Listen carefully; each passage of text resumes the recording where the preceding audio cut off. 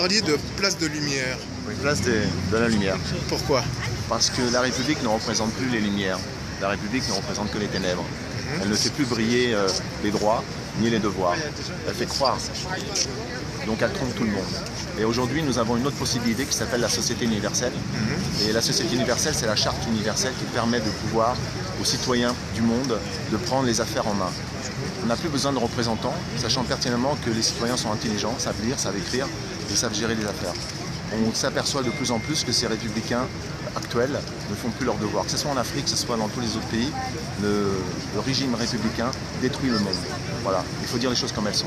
Maintenant, si les citoyens se laissent berner encore aujourd'hui par cette république qui, à mon avis personnel, assassine les lumières, c'est qu'on se trouve vraiment dans un monde très sombre, manque d'intelligence et manque surtout d'éclairage. Quel message voulez-vous donner au monde? Que nul est étranger sur la planète. Au contraire, nous sommes tous présents ici les uns avec les autres pour construire le bonheur, je pense pour tous, et surtout d'éviter l'insécurité, bien sûr, parce que je pense que la vie des uns et des autres est importante. Mais quand on s'aperçoit que la guerre est planifiée par des États pour créer une peur générale, une psychose, et créer en plus, je dirais, des États-nations qui veulent se renforcer encore plus avec des lois aberrantes qui ne sont d'aucun sens, sachant pertinemment que les citoyens doivent voyager librement, quand ils veulent, au moment qu'ils veulent, et sans dire qu'il est français, italien ou je ne sais marocain ou africain, il est citoyen du monde. Et c'est pour ça que nous on dit que la République ne peut pas représenter le bien commun ni le bien public. Et c'est pour ça que nous on apporte une solution qui s'appelle la société universelle.